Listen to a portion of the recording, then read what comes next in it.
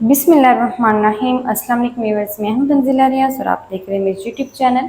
तो आज मैं आपके साथ शेयर करूंगी दाल पालक की रेसिपी।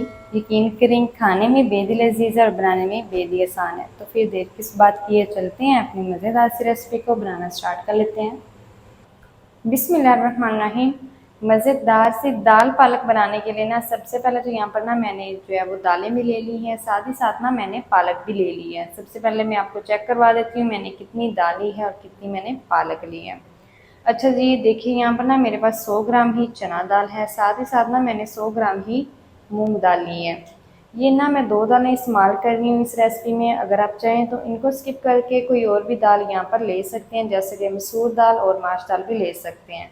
अच्छा, मैंने ना इन दालों को अच्छी तरह से वॉश करके ना मैंने इसको भिगो कर रख दिया था 5 घंटे के लिए। अब ये देखिए साइज़ में भी डबल हो चुकी हैं, साथ ही साथ ना ये अच्छी तरह से सूख हो चुकी हैं। तो आपने भी ना इनको लाजमी 5 घंटे के लिए भिगो कर रखना है। 5 घंटे ना भिगो कर रखें तो आपने ना इसको तकरीबन 2 घंटे या फिर 1 घंटे तो लाजमी ही भिगो के रखना है। इससे जो हमारी दालों का फ्लेवर है ना वो बहुत ही कमाल का आएगा।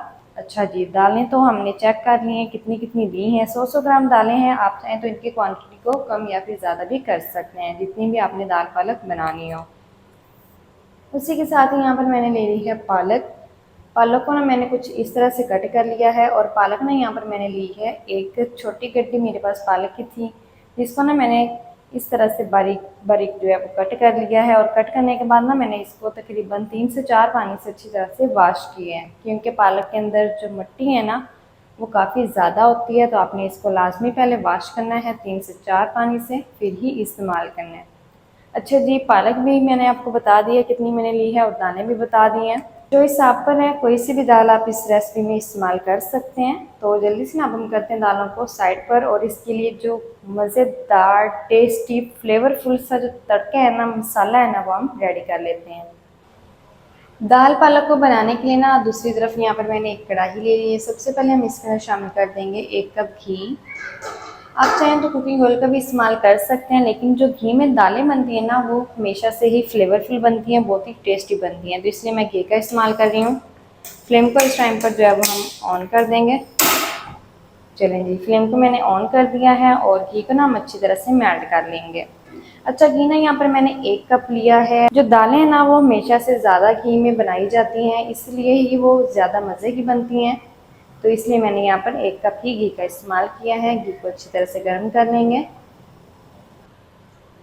घी को देखिए यहाँ पर ना मैंने अच्छी तरह से गर्म कर लिया है। घी हमारा अच्छी तरह से गर्म हो चुका है। इस टाइम पर जो फ्लेम है ना वो मैंने एक दफ़ा से लो कर दिया है, और लो फ्लेम पर हम इसमें शामिल कर देंगे 1 टेबल स्पून अदरक लहसुन की पेस्ट। साथ ही शामिल कर देंगे 1 टीस्पून साबुत सफ़ेद ज़ीरा। और लो फ्लेम पर ना हमने इन दोनों को फ्राई कर लेना है तकरीबन 1 मिनट तक, ताकि जो ज़ीरे की प्यारी सी खुशबू है ना वो आना शुरू हो जाए, और साथ ही साथ जो अदरक लहसुन की कच्ची सी स्मेल है ना वो ख़त्म हो जाए। अच्छा, लो फ्लेम पर इसलिए फ्राई करेंगे, अगर हम इसको फ्लेम को हाई या फिर मीडियम रखेंगे ना तो जो पेस्ट है ना वो हमारे फेस के ऊपर जा सकती है ऑयली, और आपका फेस जल भी सकता है। इसलिए लो फ्लेम पर फ्राई कीजिएगा पेस्ट को 1 मिनट तक। तो अदरक लहसुन की पेस्ट को भी मैंने फ्राई कर लिया है, साथ ही साथ ज़ीरे को भी। ज़ीरे की अल्हम्दुलिल्लाह से ना बहुत ही कमाल की जो खुशबू है ना वो इस टाइम पर आ रही है। तो अब हम ना इसके अंदर शामिल कर देंगे अपने प्याज। तो प्याज ना यहाँ पर मैंने एक बड़े साइज़ की ली है, जिसको ना मैंने बिल्कुल रफली सा कट कर लिया है। अच्छा जी, प्याज को हमने फ्राई कर लेना है। प्याज को हमने ना तकरीबन 3 से 4 मिनट तक तो लाजमी फ्राई करना है, ताकि जो प्याज का कलर है ना वो भी गोल्डन सा हो जाए, और साथ ही साथ जो प्याज है ना वो हमारी अच्छी तरह से नरम हो जाए। तो मीडियम फ्लेम पर प्याज को हम फ्राई कर लेंगे।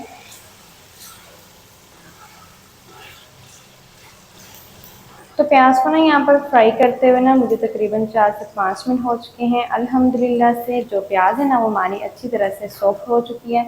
साथ ही साथ इसका जो कलर है ना वो भी हल्का सा लाइट गोल्डन सा हो चुका है। इसके अंदर शामिल कर देंगे इस टाइम पर टमाटर। तो यहाँ पर ना मैंने 2 अदद मीडियम साइज़ के टमाटर लिए हैं, और टमाटरों के साथ ही शामिल करेंगे नमक। यहाँ पर ना मैं 1 टीस्पून नमक का इस्तेमाल कर रही हूँ, आप ना अपने टेस्ट के मुताबिक शामिल कर लीजिएगा। अच्छा, हम टमाटर के साथ नमक इसलिए शामिल कर रहे हैं, अगर हम टमाटर के साथ नमक को शामिल करते हैं ना तो टमाटर ना हमारे जल्दी सॉफ्ट हो जाते हैं, इसलिए मैंने नमक को साथ ही शामिल कर दिया है। टमाटरों को ना अब हमने तब तक पका लेना है जब तक टमाटर हमारे हल्के से सॉफ्ट नहीं हो जाते हैं।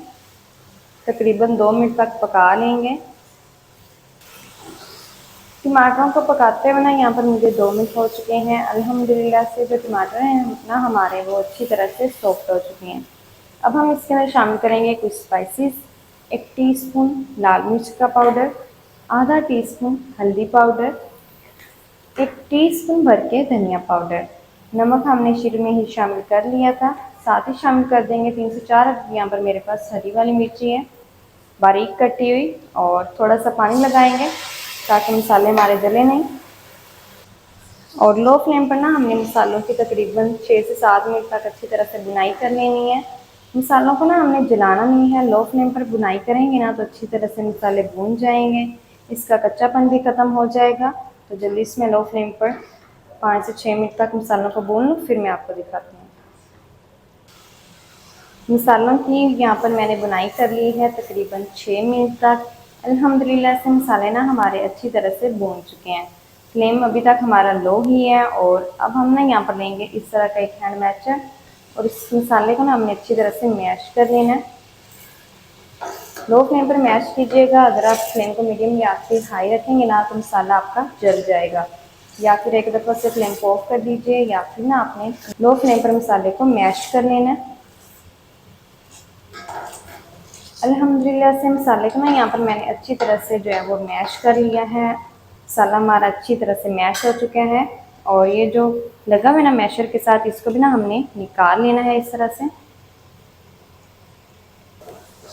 मसाला हमारा अच्छी तरह से मैश हो चुका है, तो इस टाइम पर ना हम इसके अंदर अपनी शामिल कर देंगे पालक। चलें जी, सारी ही पालक को हम शामिल कर देंगे। और इसी के साथ ना मैंने बारीक कटा हुआ थोड़ा सा हरा धनिया ले लिया, इसको भी शामिल कर देंगे। और पालक की ना अब हमने मसाले के साथ तकरीबन 2 मिनट तक बुनाई कर लेनी है। 2 मिनट तक मैं बुनाई कर लूँ, फिर मैं आपको दिखाती हूँ। अल्हम्दुलिल्लाह से यहाँ पर ना पालक की भी मैंने 2 मिनट तक बुनाई कर ली है मसाले के साथ। पालक भी माशाल्लाह से हमारी अच्छी तरह से भून चुकी है। तो इस टाइम पर हम इसके अंदर अपनी दालें शामिल कर देंगे। तो दालों को ना यहाँ पर मैं पानी के साथ ही शामिल कर रही हूँ। अच्छी तरह से बाउल को हमने साफ़ कर लेना है। दोनों दालों को हम शामिल कर देंगे। अच्छा, यहाँ पर आप ना चाहें तो दालों को बॉईल करके भी ले सकते हैं, लेकिन ना मैंने इनको 5 घंटे तक भिगो के रखा हुआ था, तो इनको ना बॉईल करने में ज़्यादा टाइम नहीं लगेगा। तो मैं ना साथ ही इसी के अंदर पानी शामिल करके अच्छी तरह से इसको पका लूँगी, तो बॉईल करने की मुझे ज़रूरत नहीं है। आप चाहें तो बॉईल करके भी ले सकते हैं। एक दफ़ा से मिक्स कर लेंगे। चलिए जी, मिक्स करने के बाद इसके अंदर अब हम पानी शामिल करते हैं दालों को गलाने के लिए। तो मैं ना यहाँ पर 2 कप पानी शामिल कर रही हूँ। फिर से एक दफ़ा से हमने इसके अंदर चम्मच चला देना है।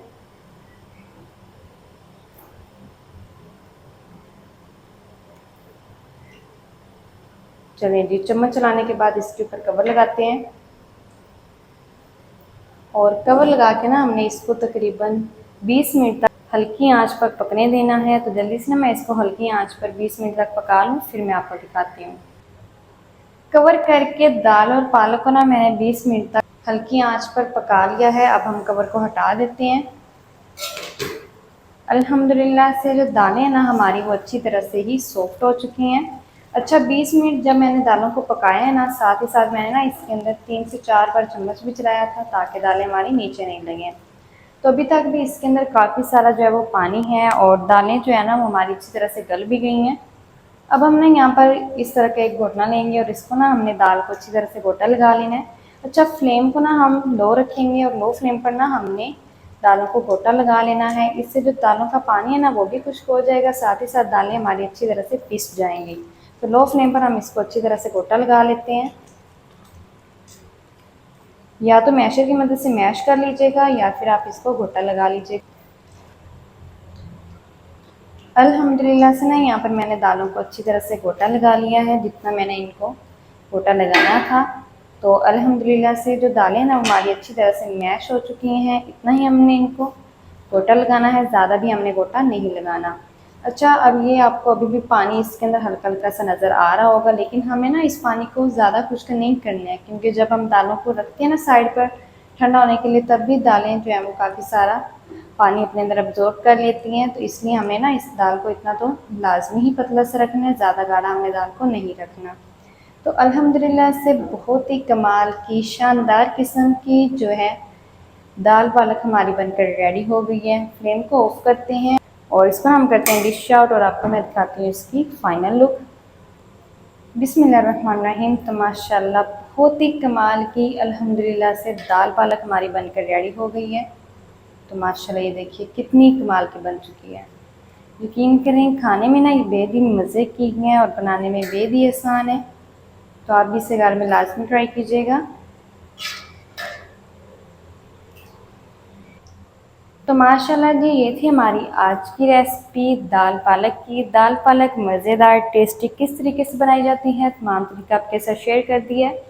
वीडियो अच्छी लगे तो वीडियो को लाइक और चैनल को आपने लाजमी सब्सक्राइब करना है। मिलते हैं एक नेक्स्ट वीडियो के साथ, तब तक के लिए इजाज़त दीजिए। अल्लाह हाफिज़।